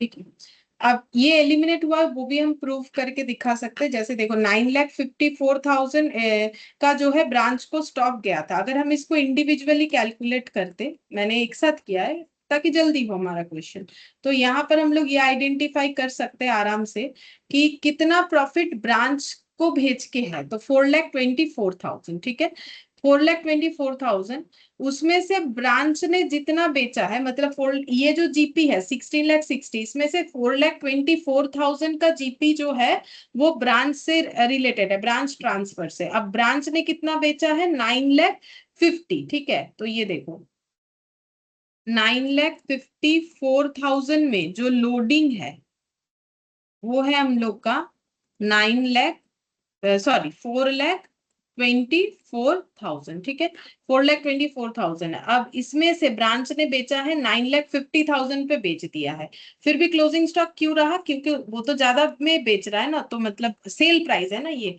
तो अब इसमें अगर हम लोग लोडिंग निकाले, ठीक है, तो फिर अगर हेड ऑफिस के हिसाब से निकाले तो हेड ऑफिस क्या बोलेगा, ये इसको ब्रांच ने कितने में बेचा है 200, और ब्रांच का प्रॉफिट कितना है 20, तो यहाँ पर हम लोग निकाल लेते हैं 9,50,000 इंटू 20 डिवाइडेड बाई 200, तो ये हो जाएगा 95,000 का प्रॉफिट अकॉर्डिंग टू ब्रांच, जो कि 20 आउट ऑफ 200 के हिसाब से है, ठीक है। लेकिन हेड ऑफिस को पता है कि इसमें प्रॉफिट कितना हो रहा है 50 हो रहा है, ठीक है, हेड ऑफिस को पता है कि इसमें 50 का प्रॉफिट हो रहा है। मतलब इसी चीज को अगर हम लोग 50 के बेसिस पे निकालते हैं, मतलब ये देखो हेड ऑफिस को तो पता है ना कि प्रॉफिट 100 का हो रहा है, क्योंकि उसको पता है कि ये 100 का चीज है, ठीक है। ये देखो 9 ऐसे निकाल सकते हैं, 9,50,000 डिवाइडेड बाई 200 में बेचा है, और प्रॉफिट इंटू 100 कर देते हैं, तो फिर हेड ऑफिस को पता है कि इसमें प्रॉफिट हुआ बेच के 4,75,000, ठीक है। अब 4,75,000 हेड ऑफिस को पता है प्रॉफिट हुआ है, उसने लोडिंग लगाया था 4,24,000, ठीक है। तो ये अनरियलाइज्ड, और भी एक कैलकुलेशन करना पड़ेगा, स्टॉक रिजर्व 44 आना चाहिए ना।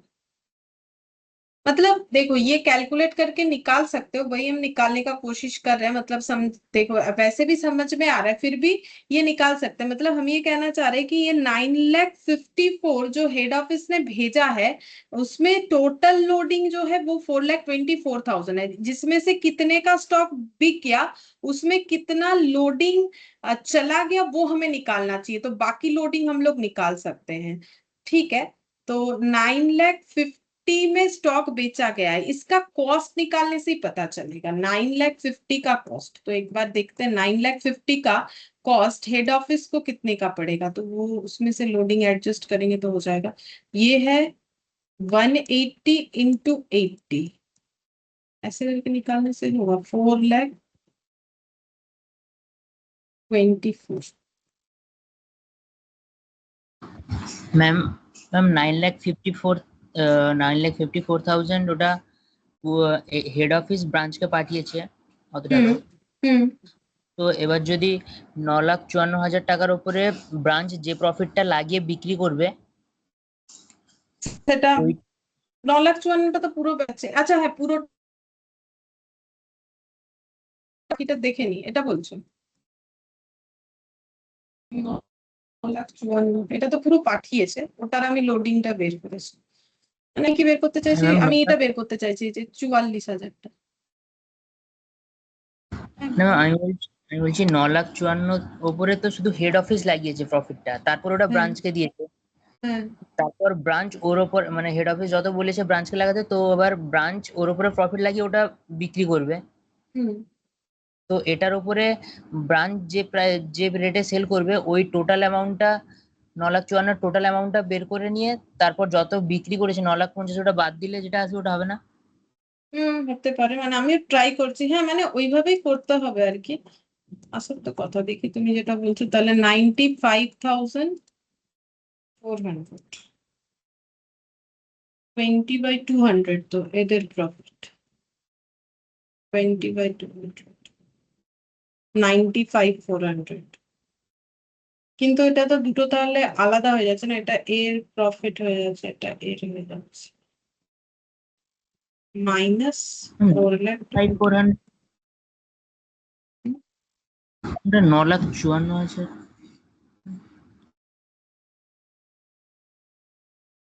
হয়ে যাবে, একটু ভাবলে প্রমাণটা হয়ে যাবে যে किभाবে হচ্ছে। मतलब मुझे करना क्या चाहिए, मुझे ये दिखाना है, एक्चुअली हम ये दिखाना चाह रहे हैं कि मेरा जो स्टॉक बच गया उसमें इतना अनरियलाइज प्रॉफिट है। अच्छा तो 9,54,000 ब्रांच को भेजा गया, उसमें लोडिंग कितना पता है, मतलब मुझे तो लोडिंग ही निकालना है। तो फिर हेड ऑफिस ने जो स्टॉक बेच दिया है 9,50,000, और हेड ऑफिस का जो स्टॉक रह गया है वो है 99,000।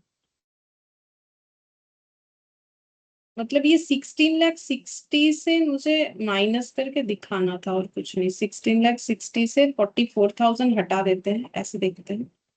16, अच्छा 16,60,000 में ये कितना है? अच्छा मतलब कितना प्रॉफिट होगा? ये हम लोग का, मेरा कितना था? 4,24,000। 4,24,000 से अगर हम लोग 4,24,000 से अगर हम लोग 44,000 लेस कर दे, एक बार जो आंसर आया तो हमें पता चल जाएगा कि यहाँ पर फिर ब्रांच का जो सेल हुआ है उसमें 3,80,000 का लोडिंग वाला प्रोडक्ट बिका है। तो 9,50,000 में लोडिंग कितना है? 3,80,000, तभी तो हो जाएगा। 9,50,000 में लोडिंग कितना है?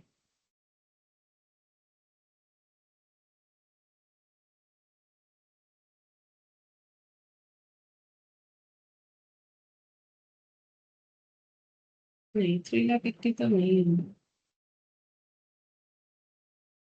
नहीं आ रहा है 3,80,000। 3,80,000 आने से होता तो कुछ तो एक तरीके से प्रूफ हो जाएगा। ठीक है, हम ये प्रूफ देख के रखेंगे, नेसेसरी नहीं है प्रूफ, बस समझाने के लिए और कुछ नहीं। मतलब ये एक बार घर पर ट्राई करके देख सकते हो अपना दिमाग चलाने के लिए। देखो हम ये समझाना चाह रहे हैं कि ये जो 16,60,000 है, इसमें जीपी में तो ये जो जीपी है जो कि 9,54,000 के ऊपर है, उसका जो अनरियलाइज प्रॉफिट है, मतलब यहाँ पर जो टोटल अनरियलाइज प्रॉफिट है टूवर्ड्स ब्रांच, ठीक है, वो उसमें से इसका मतलब अगर हम लोग बोल रहे हैं कि इतना स्टॉक रह गया है तो उसका हम लोगों ने रिजर्व निकाला है, तो ये टोटल अनरियलाइज प्रॉफिट में इतना अभी भी अनरियलाइज्ड है। तो रियलाइज्ड प्रॉफिट जो है वो हम लोग का कितना होगा? वो हम लोग का फिर हो जाएगा 95 था, ये 16,60,000 माइनस 44,000। मतलब कितना प्रॉफिट हुआ एक्चुअली बताए? मतलब जैसे देखो हम ये बोलना चाह रहे हैं कि 9,54,000 में जो लोडिंग लगा हुआ था, लोडिंग कितना था? 80 डिवाइडेड बाई 180 इतने का मेरे हिसाब से,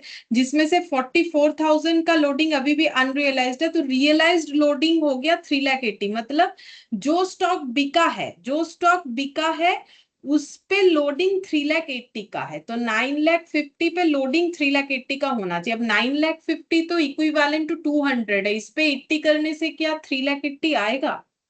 वो देखना। 9,50,000 इंटू, मतलब अलग अलग करके निकालना पड़ेगा। 9,50,000 का ओरिजिनल वैल्यू निकालने के लिए 9,50,000 डिवाइडेड बाई 200 इंटू 180 करना पड़ेगा, फिर उस पे लगाएंगे तो अगर आता है तो तब प्रूव हो जाएगा। 3,80,000 लाना है। एक लास्ट चांस देखते हैं अगर हुआ तो। 9,50,000 डिवाइडेड बाई 200 इंटू 180, इसका कॉस्ट आ जाएगा, डिवाइडेड बाई 180 इंटू 80। हाँ आ गया 3,80,000, प्रूव हुआ। ठीक है, समझ में आया कि नहीं? देखो हम ये बोल रहे हैं कि ये जो 9,54,000 है प्रूव हो गया है। देखो चलो मेहनत किया, काम तो आया। 9,54,000, इस पे लोडिंग कितना है? तो इस पे लोडिंग है 80 बाई 180, ठीक है। तो जो लोडिंग है वही अनरियलाइज प्रॉफिट होता है, 80 डिवाइडेड बाई 180। तो 4,24,000 जो है वो अनरियलाइज्ड प्रॉफिट है, ठीक है। अब इसमें से हम लोग बोल रहे हैं अभी भी अनरियलाइज्ड प्रॉफिट कितना है हम लोग का? जो क्लोजिंग स्टॉक पड़ा हुआ है यानी 44,000, ये हम लोगों ने निकाला कि अभी भी अनरियलाइज्ड प्रॉफिट है हम लोग का 44,000। तो इसका मतलब रियलाइज्ड प्रॉफिट कितना होना चाहिए? 3,80,000, ठीक है। और ये रियलाइज्ड प्रॉफिट है, मतलब ये रियलाइज प्रॉफिट है। ये अब हम लोग कैसे प्रूव करेंगे? देखो ब्रांच ने 9,50,000 का सेल किया था, ब्रांच ने सेल किया है 9,50,000 का स्टॉक, जिसमें इसका वैल्यू है 200। अब इसमें 180 लगाएंगे तो ब्रांच का इसका कॉस्ट कितना पड़ा वो हम लोग निकाल सकते हैं। मतलब ब्रांच बोल सकता है कि मैंने जो प्रोडक्ट बेचा उसका मेरा कॉस्ट कितना पड़ा था? उसका मेरा कॉस्ट पड़ा था 8,55,000, ठीक है। अब हेड ऑफिस बोलेगा कि मैंने ब्रांच को जो, मतलब ये हो गया stock on stock sold by branch at cost मतलब 180 में। अब हेड ऑफिस बोलेगा इसका एक्चुअल कॉस्ट तो मुझे पता है ना, इसका एक्चुअल कॉस्ट है कुछ इतना, या फिर इस पे लोडिंग कितना लगा हुआ है वो भी निकाल सकते हैं। तो इसका एक्चुअल कॉस्ट या लोडिंग दोनों में से कोई भी निकाल लेते हैं। तो ये देखो ये हो गया एक्चुअल कॉस्ट, एक्चुअल कॉस्ट। तो इस पे लोडिंग कितना है 855 माइनस कर देते हैं 8,55,000, ठीक है। तो 3,80,000। तो ये हो गया अनरियलाइज्ड प्रॉफिट जो कि रियलाइज्ड हो चुका है। क्यों? क्योंकि ये जो लोड जिस स्टॉक का ऊपर लोडिंग 3,80,000 था उतने का स्टॉक बिक गया, ठीक है। तो टोटल अनरियलाइज्ड प्रॉफिट, तो देखो तो यहाँ पर हम लोग का रियलाइज निकल गया, यहाँ भी मैंने वही निकाला रियलाइज। तो जो टोटल स्टॉक भेजा गया था उस पे अनरियलाइज प्रॉफिट 4,24,000, जो बिक गया उस पे रियलाइज प्रॉफिट 3,80,000, तो जो स्टॉक रह गया उस पे अनरियलाइज प्रॉफिट 44,000। यही वाला हम थोड़ा चाह रहे थे कि प्रूव करके दिखाए किस तरीके से। चलो हो गया, अच्छा बात है, ठीक है। बाकी जरूरी नहीं है, ठीक है, तुम लोग को ये करने से ही होगा। लेकिन ये जस्ट इसीलिए बता रहे कि ये जीपी में लेकिन ना अनरियलाइज प्रॉफिट भी इंक्लूडेड है। फिर उससे ये स्टॉक रिजर्व यहाँ माइनस होने का जो रीजन है वो हम समझाना चाह रहे हैं कि ये अगर लेस नहीं करोगे तो फिर ब्रांच का हेड ऑफिस का ट्रू प्रॉफिट नहीं दिखेगा, ब्रांच का दिखेगा, ब्रांच को कोई प्रॉब्लम नहीं होगा, बट हेड ऑफिस का ट्रू प्रॉफिट नहीं दिखेगा, ये अगर एलिमिनेट नहीं करते हैं। अब चलो ऐसा और एक क्वेश्चन करते हैं, इलास्ट्रेशन 1।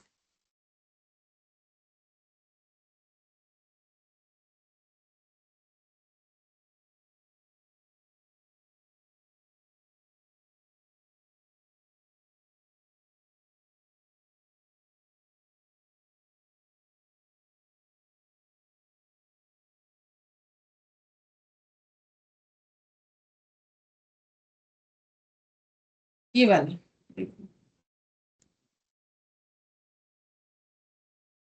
इसमें बोला है कि messrs Rahul operates a number of retail outlets to which goods are invoiced at wholesale price which is cost plus 25%। तो इनका रिटेल आउटलेट्स है मतलब रिटेल ब्रांच है, जो जहां पर ये लोग स्टॉक कैसे भेजते हैं होलसेल प्राइस में, जो कि है कॉस्ट प्लस 25%। तो इनका होलसेल प्राइस कितना हो गया?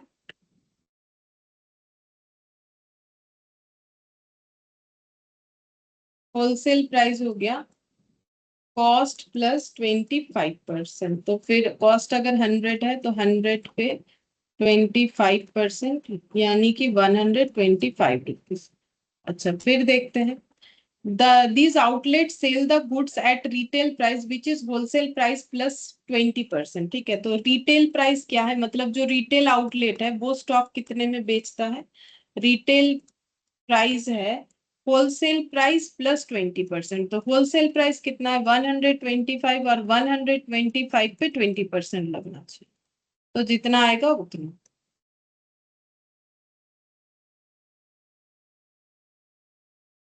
वन 150। तो फिर प्रॉफिट कितना हो रहा है रिटेल काउंटर में? 25।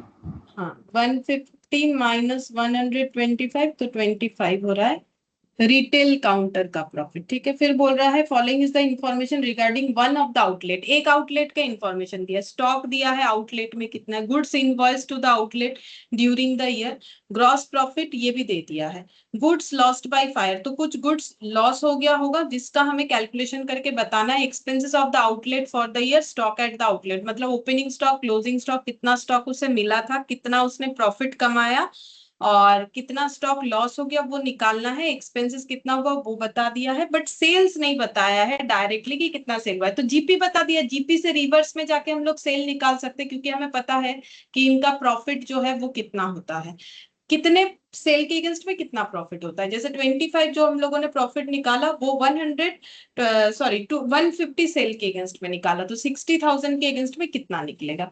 हम लोग को बोला है कि फाइनल अकाउंट्स बना के देना है इन the books of Rahul limited, जो कि इनका हेड ऑफिस का है, और बोल रहा है कि क्या क्या बना के देना है, आउटलेट स्टॉक मतलब जो रिटेल आउटलेट है जिसका इंफॉर्मेशन हमें दिया है उसका स्टॉक अकाउंट बना, उसका पीएल, तो स्टॉक और पीएल का मतलब ट्रेडिंग पीएल और स्टॉक रिजर्व, बट नाम दे दिया है जैसा एबीसी करके हम लोग वैसा ही लिखेंगे, लेकिन बनाना तो भाई ट्रेडिंग पीएल बना के देना है। स्टॉक रिजर्व अकाउंट अलग से दिखाना है, मतलब यहाँ पर अलग अलग अकाउंट के नाम पे दिखाने के लिए बोला है कंसेप्ट सेम। तो कभी कभी हमें इस तरीके का चीज दे देगा, ठीक है, एकदम नोन चीज हमेशा देगा ऐसा कोई बात नहीं है। तो अगर बोल दिया आउटलेट स्टॉक, तो स्टॉक का मतलब ट्रेडिंग, तो ट्रेडिंग की तरह इसे डील करना चाहिए। To opening stock, to goods received. तो ओपनिंग स्टॉक है 30,000, गुड्स रिसीव्ड 3,24,000। 30,000 3,24,000। अब इसके पास जो भी स्टॉक है वो सब इनवॉइस प्राइस वाला ही होगा, देखो, क्योंकि ओपनिंग स्टॉक मतलब इसके पास स्टॉक कहाँ से आता है, इसके हेड ऑफिस से। इसका हेड ऑफिस इसको स्टॉक कैसे भेजता है, प्रॉफिट लगा के भेजता है, मतलब होलसेल प्राइस में भेजता है, जो कि प्रॉफिट लगा के भेजना हो गया। इनवॉइस्ड जो गुड्स हुआ है वो भी बोल रहा है 3,24,000। हमें भले ही ना बोले कि ये होलसेल प्राइस है, बट पहले ही तो बोल दिया कि होलसेल प्राइस पे ही जाता है, तो इसके पास पुराना स्टॉक रहे, अभी का आया वो स्टॉक हो, इस आउटलेट के पास जो भी स्टॉक है सारा इनवॉइस प्राइस वाला ही होगा। अब इसने कितना बेचा वो हम लोग को निकालना है, वो हमें नहीं पता। और एबनॉर्मल जो स्टॉक है उसको तो हम लोग यहीं पर लिखेंगे। जैसे तुम लोग कभी फाइनल अकाउंट्स करते हो और परचेज किया गया स्टॉक या तो बिक सकता है या तो क्लोजिंग स्टॉक पे जा सकता है, और अगर कुछ जल गया तो उसके स्टॉक को भी कम करके दिखाने के लिए तो हमें इधर दिखाना पड़ता है बाई साइड में, वैसे ही हम लोग लिखेंगे बाई क्लोजिंग स्टॉक और टू ग्रॉस प्रॉफिट। तो ग्रॉस प्रॉफिट तो क्वेश्चन ने खुद दे दिया है 60,000। तो सेल कितना होगा, तो 60,000 प्रॉफिट कितने के इक्विवेलेंट है, 60,000 इक्विवेलेंट टू 25, तो डिवाइडेड बाय 25 कर दिया। हम लोग को निकालना है सेल, तो सेल कितने में होता है, इंटू 150 करेंगे तो पता चल जाएगा। 150 का वैल्यू 60,000 डिवाइडेड बाय 25 इंटू 150, तो हम लोग को पता चल जाएगा कि सेल कितने में हुआ है, 36,000 में सेल हुआ है। ठीक है, ये हम लोगों ने निकाल लिया। एबनॉर्मल लॉस निकालना है हम लोग को, और क्लोजिंग स्टॉक दे दिया 36,000। अब इस अकाउंट को क्लोज करने से एबनॉर्मल लॉस निकल के आ जाएगा। तो 3,24,000 और 3,24,000 और 60 30 90, 90 और 3,24,000, 1 लाख होने से हो जाता 4,24,000। तो 1 लाख में 10,000 कम है, 4 लाख। ম্যাম ওটা 3,60,000 আসছে না? 3,60,000 আসছে।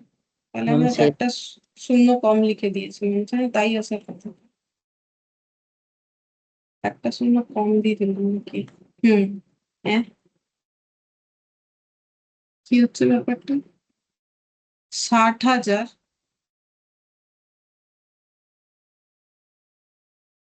জিপি 60,000, ঠিকই তো লিখেছে, আমার ভুল আসছে কেন।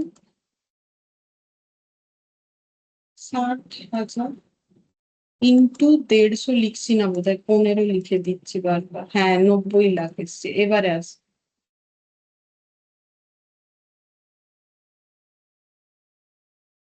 3,96,000, और बैलेंस करने से कितना आएगा, 4,14,000 से।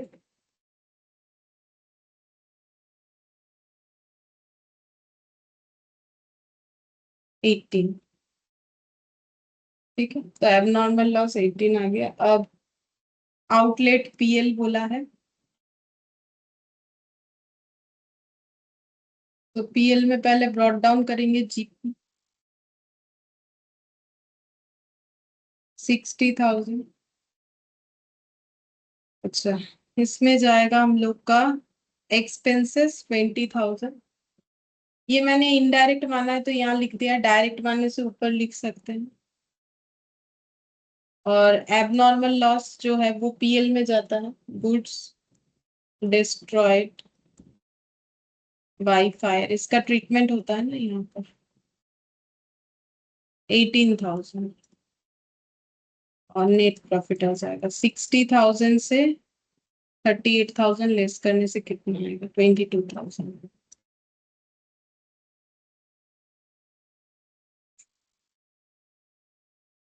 तो जैसे फाइनल अकाउंट्स में गुड्स लॉस्ट बाय फायर का ट्रीटमेंट होता है, इतना स्टॉक कम हो गया और लॉस को पीएल में चार्ज कर दिया जाता है।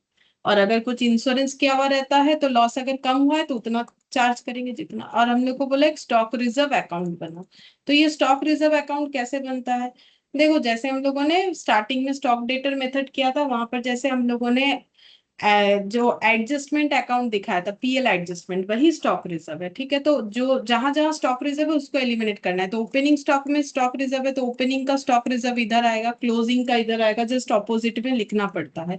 तो ओपनिंग स्टॉक कितने का है? 30,000। इसमें कितना स्टॉक रिजर्व है?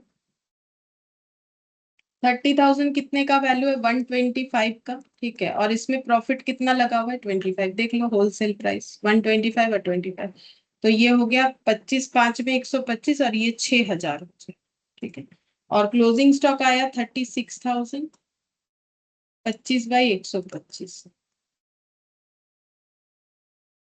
7200, ये हो गया। अच्छा, अब हम लोग को क्या करना है यहाँ पर, ये जो ग्रॉस प्रॉफिट है यहाँ पर 60,000, सॉरी यहाँ पर ग्रॉस प्रॉफिट बोल रहा हूँ, ये तो लिख दिया। ये जो 36,000,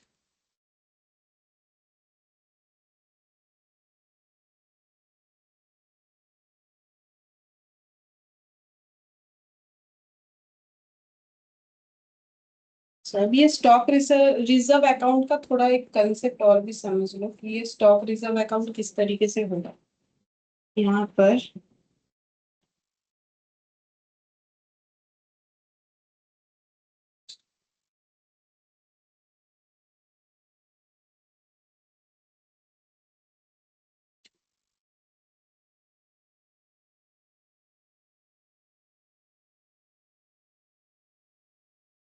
ओपनिंग स्टॉक रिजर्व और क्लोजिंग स्टॉक रिजर्व तो हम लोगों ने दिखा दिए।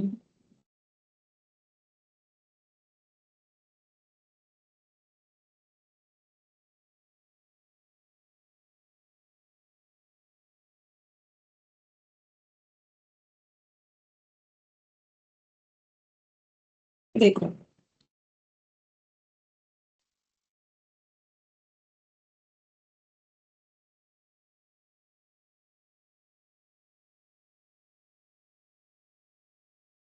देखो, जो स्टॉक रिजर्व है वो नेक्स्ट ईयर कैरी फॉरवर्ड हो जाएगा हेड ऑफिस अकाउंट। मतलब क्या बोले, जैसे देखो यहाँ पर हम लोगों ने जो स्टॉक रिजर्व, ये क्योंकि हमें अलग अलग नहीं बोला था, तो यहाँ जो हम लोग का स्टॉक रिजर्व हुआ था 44,000, वो हम लोगों ने हेड ऑफिस के अकाउंट में ट्रांसफर कर दिया था। यहाँ पर लेकिन हमें जो बनाने के लिए बोला है, ये रिटेल काउंटर का बनाने के लिए बोला है। ठीक है, तो हम लोग को स्टॉक रिजर्व क्या करना पड़ेगा, हम लोग को स्टॉक रिजर्व का जो अमाउंट है वो हेड ऑफिस के पीएल में ट्रांसफर करना पड़ेगा। जैसे यहाँ 2 कॉलम था तो हम लोगों ने यहीं पर ट्रांसफर कर दिया था। ठीक है, लेकिन यहाँ पर हमें सिर्फ आउटलेट का अलग से बनाने के लिए बोला है, तो हम लोग को स्टॉक रिजर्व को ट्रांसफर करना पड़ेगा। ठीक है, तो हम लोग कैसे ट्रांसफर करेंगे, तो ये 7,200 भी ट्रांसफर होगा, 6,000 भी ट्रांसफर होगा। ठीक है, तो ये प्रीवियस वाला है, तो प्रीवियस वाला जब ट्रांसफर होगा वो इधर लिखेंगे, to head office profit and loss account transfer. ठीक है, तो ये ट्रांसफर होने का मतलब रिवर्स एंट्री डालेंगे, और ये 7,200 ट्रांसफर होगा तब इधर लिखना पड़ेगा bye head office profit and loss account, यहाँ पर आ जाएगा 7,200 ट्रांसफर। ठीक है, तो ये इस तरीके से ये अकाउंट हम लोग का क्लोज हो जाता है। मतलब वहां पर जैसे हमारे पास 2 कॉलम था तो हम लोगों ने उसको हेड ऑफिस के वहां पर ही ट्रांसफर करके दिखाया था, लेकिन यहाँ पर हम लोग का 2 कॉलम नहीं है। ठीक है, तो यहाँ पर हम लोग क्या करेंगे, ये जो ट्रांसफर हो रहा है ये हम लोग का हेड ऑफिस के यहाँ ट्रांसफर होना चाहिए, ये आउटलेट से, तो ये दोनों ही हम लोग का ट्रांसफर होना चाहिए। ये 6,000 जो ओपनिंग स्टॉक का है और जो क्लोजिंग स्टॉक का है दोनों, तो हम लोगों ने पहले रिजर्व निकाला। अब ये तो ओपनिंग बैलेंस था, ये क्लोजिंग था, तो ये ट्रांसफर कैसे होगा, देखो प्रीवियस वाला ट्रांसफर हो जाएगा टोटल। ठीक है, फिर ये 6,000 और 7,000 मिलके टोटल 13,200, जिसमें से 6,000 ऑलरेडी ट्रांसफर है, तो इस बार कितना ट्रांसफर होगा नेट करके 7,200, ऐसे करके कैलकुलेट होता है। ठीक है, जैसे डेटर का होता है ना, अकाउंट वगैरह हम लोग बनाते हैं कि डेटर का ओपनिंग इतना था, इस तरीके से, तो यहाँ पर भी स्टॉक रिजर्व में ऐसे होगा। तो ये प्रीवियस वाला ट्रांसफर हुआ, इस करंट ईयर का जो क्लोजिंग स्टॉक है, मतलब ये प्रीवियस ईयर का क्लोजिंग स्टॉक, मतलब इस साल का ओपनिंग स्टॉक का रिजर्व और इस साल का क्लोजिंग, तो टोटल रिजर्व इतना, जिसमें से हम लोग ट्रांसफर कर चुके हैं 6,000 इधर। ठीक है, तो बाकी जो ट्रांसफर होगा वो है हम लोग का 200। ये नेट एंट्री मतलब नेट आंसर हमें देगा। स्टॉक रिजर्व का अकाउंट इस तरीके से बनेगा जब हमें कोई आउटलेट का अलग से बनाने के लिए बोलेगा, और जब दोनों एक साथ बनेगा तब तो आराम से हम लोग इधर ही दिखा देंगे पूरा का पूरा जितना स्टॉक रिजर्व होगा क्लोजिंग स्टॉक पे, तो आंसर आ जाएगा। ठीक है, और इसमें ना और एक सुविधा भी था इस वाले क्वेश्चन में, देखो तो इसमें हम लोग का ब्रांच का कोई ओपनिंग स्टॉक नहीं था, अगर होता तो फिर इसका भी रिजर्व हमें एलिमिनेट करना पड़ता, इसमें है नहीं। ठीक है, ठीक है, चलो आज हम लोग इतना ही करते क्योंकि इसके बाद ना दूसरा टॉपिक पढ़ना पड़ेगा जो कि है इंडिपेंडेंट ब्रांच, तो इसीलिए आज हम लोग इतना ही करते हैं। नेक्स्ट क्लास में हम लोग इंडिपेंडेंट ब्रांच जो है वो स्टार्ट करें। Thank you ma'am. ठीक है सर।